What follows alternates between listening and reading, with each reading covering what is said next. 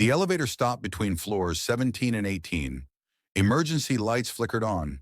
Red, dim, wrong. And I was trapped inside with Catherine Moore, my CEO, the woman I'd been secretly in love with for 2 years. Make sure to like and subscribe so you don't miss what happens next. Now let's continue. She pressed the emergency button. Nothing. Pressed it again. Still nothing. Well, she said, this is unfortunate. Unfortunate. That was one word for it. I was supposed to be at my desk, finishing the quarterly report. Instead, I'd stupidly taken the executive elevator because I was running late with her coffee order. Her assistant was sick. I'd volunteered to help. Terrible decision. Catherine pulled out her phone. No signal. She looked at me expectantly. I checked mine. Same. Of course, she muttered. We stood in silence. The elevator hummed. Somewhere above us, machinery whirred uselessly. They'll notice soon, I said. Building maintenance monitors these things. Do they? Catherine leaned against the wall. I've never been stuck before. Me neither. Another silence. Heavier this time. Catherine was wearing a navy suit, perfectly tailored, her dark hair pulled back. Professional, untouchable, exactly how she always looked, except now she was trapped in a metal box with me. What's your name? She asked. My stomach dropped. Excuse me? Your name. I know you work in finance, third floor, but I don't know your name. 2 years. I'd worked here for 2 years, attended meetings she led, sent reports she reviewed, made her coffee this morning, and she didn't know my name. James, I said quietly. James Porter. James. She tested it. I'm sorry. I should have known that. It's fine. You have 400 employees. That's not an excuse. She looked genuinely bothered. That surprised me. How long have you worked here? She asked. 2 years. Almost exactly. And you like it? I do. Good. She checked her phone again. Still nothing. This is ridiculous. We have a board meeting in 30 minutes. Should I try calling out? I suggested.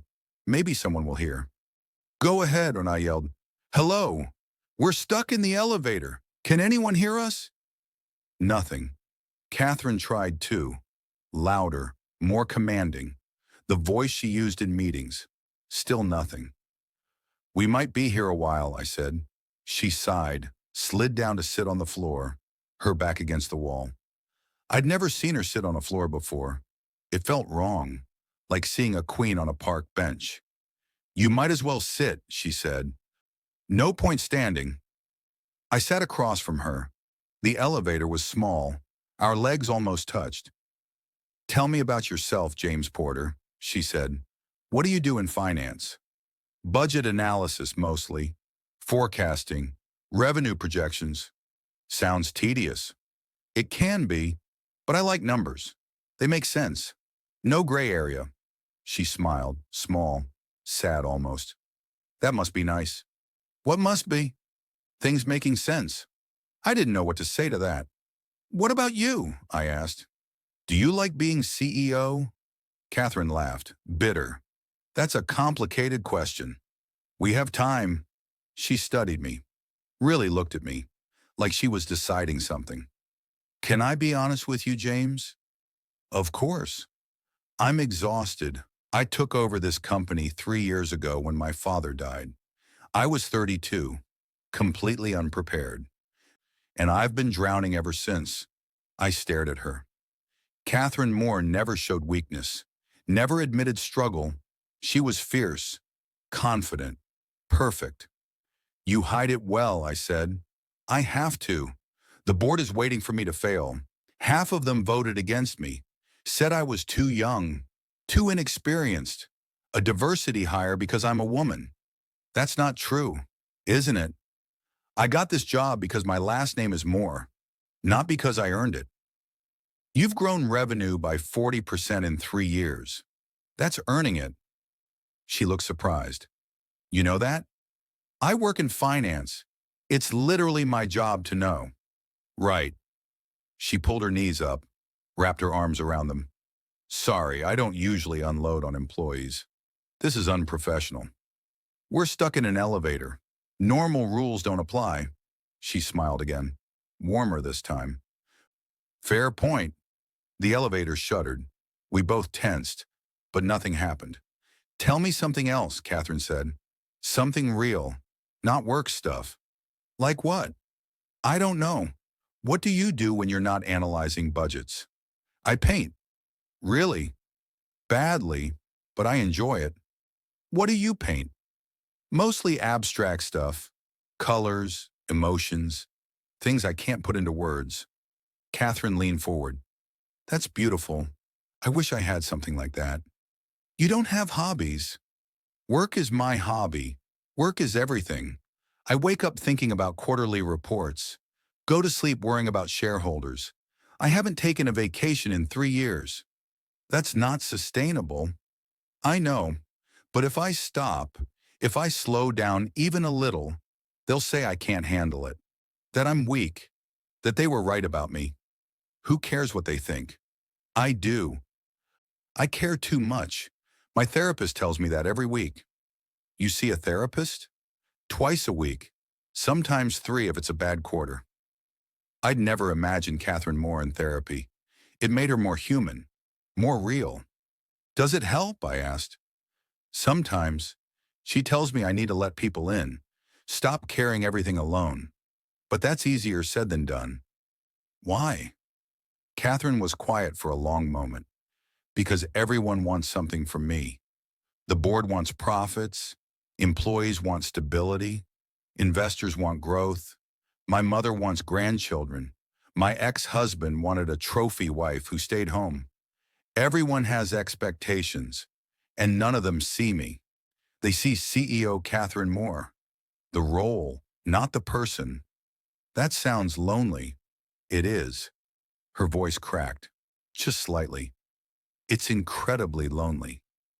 My heart ached. For 2 years, I'd watched her from a distance, admired her strength, her intelligence, her grace under pressure, and I'd never once considered what it cost her. I'm sorry, Ann, I said. Don't be. I chose this. I could walk away any time. But you won't. No, because despite everything, I love this company. My grandfather started it. My father built it. And I'll be damned if I let it fail on my watch. The elevator shuddered again, harder this time. Catherine grabbed my arm instinctively. It's okay, I said. We're safe. The cables have backups. She didn't let go. How do you know that? I read the building safety manual when I started. I'm thorough. Thorough. She almost smiled. That's very on brand for a budget analyst. What can I say? I like being prepared. Were you prepared for this? Being stuck in an elevator with my CEO? No. That wasn't in the manual. Catherine laughed. Real. Genuine. The kind of laugh I'd never heard from her before. Thank you, she said quietly. For what? For treating me like a person, not a title. You are a person.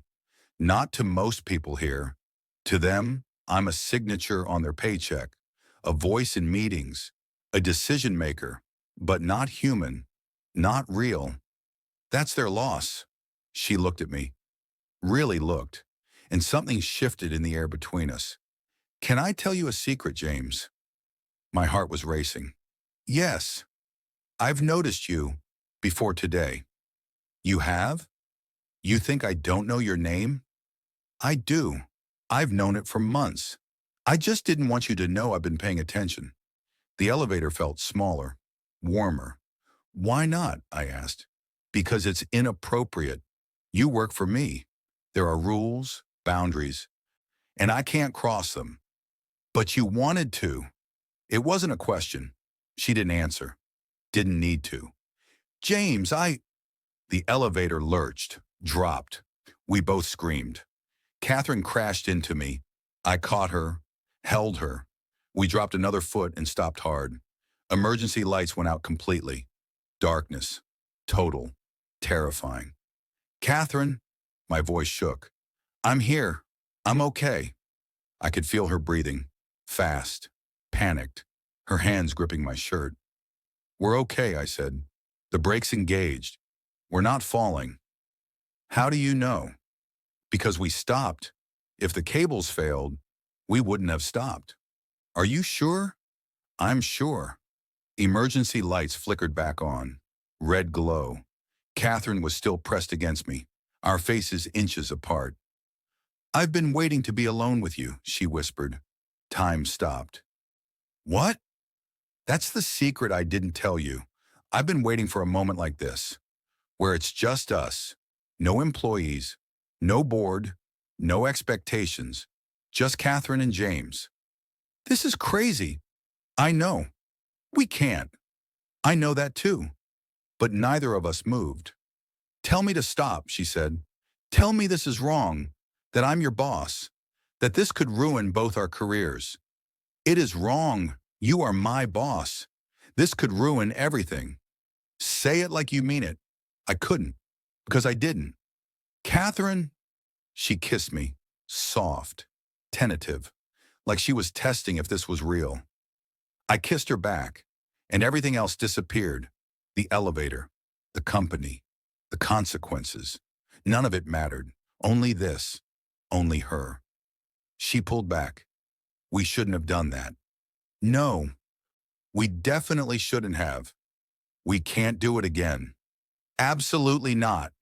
She kissed me again, harder this time, desperate, like she'd been holding back for months and finally broke.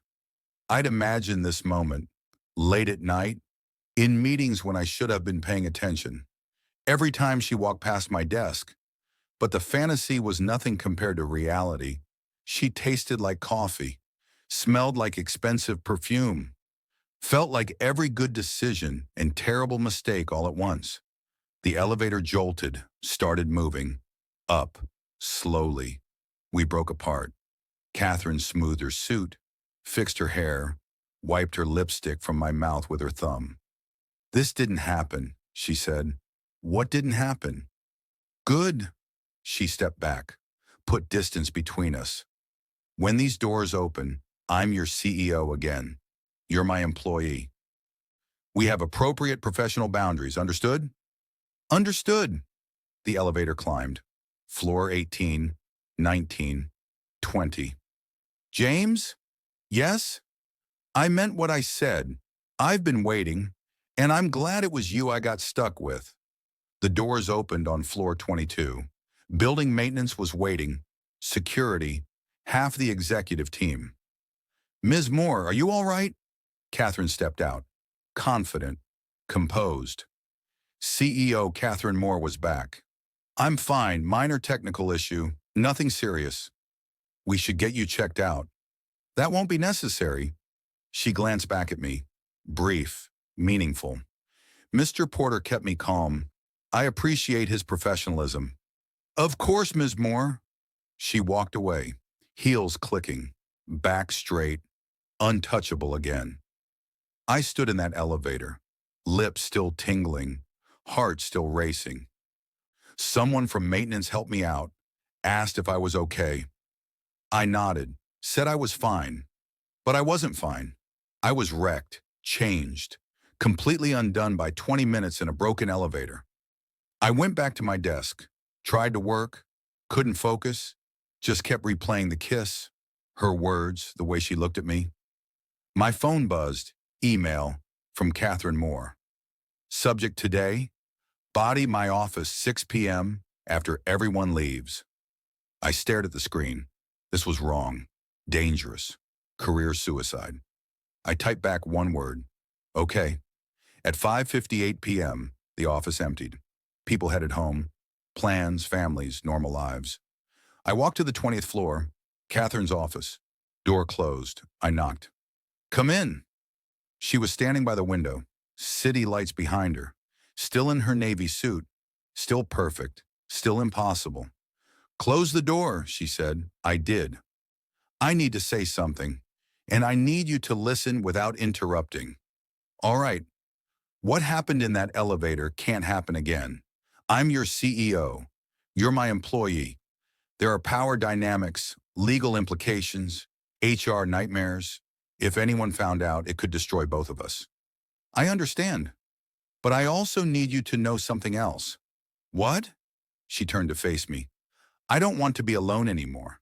And I don't want to pretend I don't have feelings for you. So here's what I'm proposing. Give me 6 months.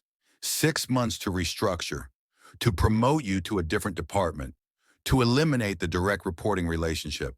Make this ethical, make this possible. And then? And then I want to take you to dinner. As Catherine, not as your CEO, just as a woman who's been waiting 2 years to tell you how she feels. My throat was tight. You've noticed me for 2 years. Since your first week, you brought me coffee, made it exactly right without asking, and you smiled at me like I was a person, not a title. I've thought about that smile ever since. Catherine, 6 months, James. Can you wait 6 months? I thought about it, really thought about it. The risk, the reward, the possibility. Yes, I said. I can wait. She smiled. Relief, joy, hope. Good. Then get out of my office before I change my mind and kiss you again. I left. Walked to the elevator. Regular one this time. Got in. Pressed the button for the lobby. As the doors closed, I caught her reflection in the metal. She was watching me, smiling. And I knew 6 months would be the longest wait of my life. But some things were worth waiting for. Some people were worth the risk. And Catherine Moore, the real one, not the CEO, was worth everything. The elevator descended. I counted floors. Thought about patience, about timing, about how sometimes the best things happen when you're trapped with no escape. 22 floors later, I walked out into the night. The city was alive, busy, full of people living their stories, and mine had just begun. If you enjoyed this story, don't forget to subscribe and turn on notifications. Drop a comment below telling me what you think happens after those 6 months. Thanks for watching, and I'll see you in the next one.